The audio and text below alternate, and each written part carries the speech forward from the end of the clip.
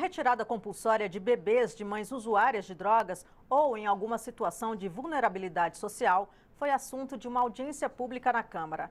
Deputados ouviram profissionais e especialistas sobre a portaria do Juizado da Infância de Belo Horizonte, que determinou a destinação de mais de 300 bebês a abrigos ou a famílias adotivas sem o consentimento das mães.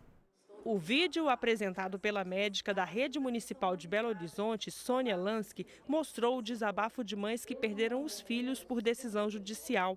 As mães, quase sempre usuárias de droga ou moradoras de rua, foram consideradas incapazes de criar os filhos.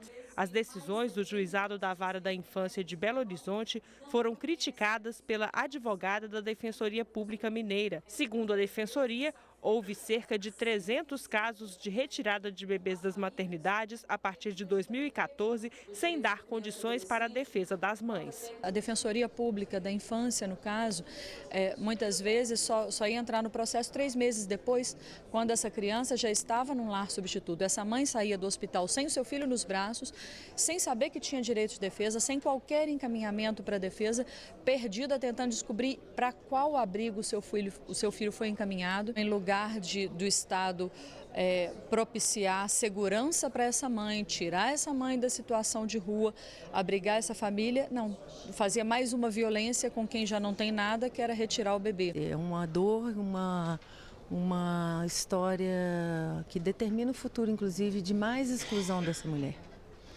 Isso, pelo lado da criança também, é um problema, porque é uma criança que foi injustamente separada da sua mãe e da sua família. Essa situação da maternidade, ela acaba sendo uma situação que pode transformar a situação de vida de uma mulher e pode apoiá-la, agregá-la com mais apoio. Então nós temos uma frente de possibilidades aí pela frente para apoio a essa mulher e não afastá-lo, definir sumariamente que ela não tem condição de cuidar dessa criança.